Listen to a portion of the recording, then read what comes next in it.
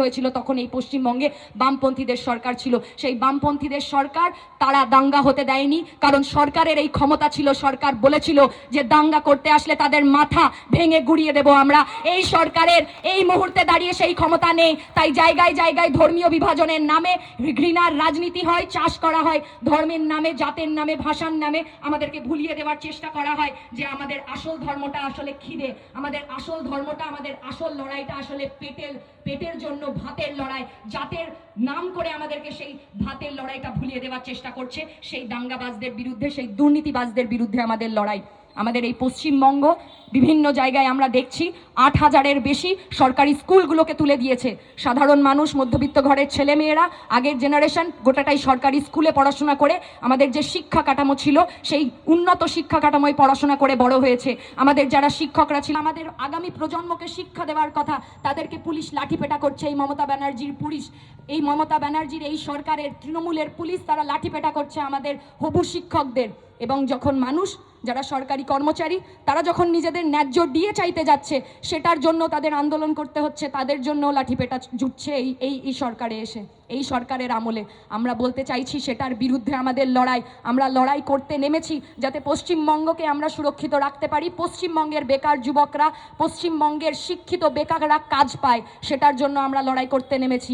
আমরা বলছি যদি বামপন্থীরা দায়িত্ব পায়, যদি বামপন্থীদেরকে আপনারা বিধানসভায় পাঠান, তাহলে আগামী 1 বছরের মধ্যে সমস্ত কন্ট্রাকচুয়াল যে জবগুলো রয়েছে সেইগুলোকে আমরা পার্মানেন্ট করব। সেটার জন্য আমরা লড়াই করতে নেমেছি। এই যে প্রাইভেট স্কুল বলুন, প্রাইভেট হাসপাতাল বলুন, তারা যেভাবে একের পর এক তারা বিল নিয়ে আসছে, যেভাবে তারা ফিস বৃদ্ধি করে, আমরা বামপন্থীরা বলছি যদি আপনারা আমাদেরকে দায়িত্ব দেন, আমরা বিধানসভায় এমন বিল পাশ করাবো এই প্রাইভেট স্কুল এবং প্রাইভেট হাসপাতালগুলো নিজেদের খেয়াল খুশি মতো আর কোনোভাবেই ফিস বাড়াতে পারবে না। সেটার জন্য আমরা সেটাকে নিয়ন্ত্রণ করার জন্য আমরা লড়াই করতে নেমেছি। আমরা চাইছি আমাদের পশ্চিমবঙ্গের বেকার যুবকরা যারা কাজ পাচ্ছে না, বিভিন্ন সময় বিভিন্ন জায়গায় আমরা তাদেরকে দেখতে পাই র্যাপিডো, জোম্যাটো, সুইগি ডেলিভারি অ্যাপগুলোতে কাজ করতে। সেখানে তারা নিজেদের জানের ঝুঁকি নিয়ে, প্রাণের ঝুঁকি নিয়ে একাধিক জায়গায় লড়াই করে 10 মিনিটের মধ্যে তারা খাবারটুকু পৌঁছে দিচ্ছে, তারা ডেলিভারিটুকু করছে। কিন্তু তাদের যখন অ্যাক্সিডেন্ট হচ্ছে, তাদের যখন সমস্যা হচ্ছে, তাদের যখন হেলথ সিকিউরিটির প্রয়োজন হচ্ছে, সেটার ব্যবস্থা এই কোম্পানিগুলো করছে না। আমরা বলছি আমরা বামপন্থীরা দায়িত্ব নেব। আমরা এমন চুক্তি করব যাতে এই কোম্পানিগুলো বাধ্য হয় তাদের ন্যূনতম মজুরিটা দিতে। আমরা দাবি করছি বামপন্থীরা যদি আপনারা আমাদের বিধানসভায় পাঠান, তাহলে ন্যূনতম বেকারের প্রত্যেকটা মানুষের ন্যূনতম মজুরি, কাজের বেতনের মজুরি হবে 26,000।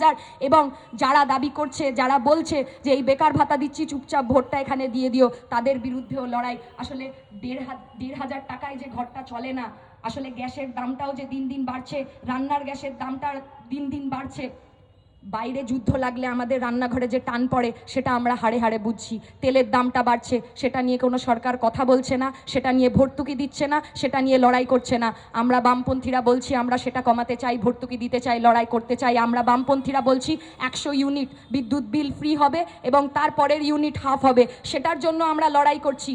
আমরা বলছি আমাদের এই পশ্চিমবঙ্গে, আমাদের এই যাদবপুরের একাধিক জায়গায় যেভাবে কলোনিগুলো গড়ে উঠেছিল, উদ্বাস্তু মানুষরা তারা যেভাবে এই অঞ্চলে নিজেদের বাড়ি করে থেকেছেন, আমাদের বাড়ি বানিয়েছেন, আমাদের ঘর, সরকার সেই কলোনির কমিটিগুলোকে পর্যন্ত তুলে দিয়েছে। সেই কমিটিগুলোর যে অফিসগুলো রয়েছে সেই অফিসগুলো তুলে দিয়েছে। একাধিক জায়গায় কলোনির যে মানুষগুলোর কাছে দলিল নেই, তাদের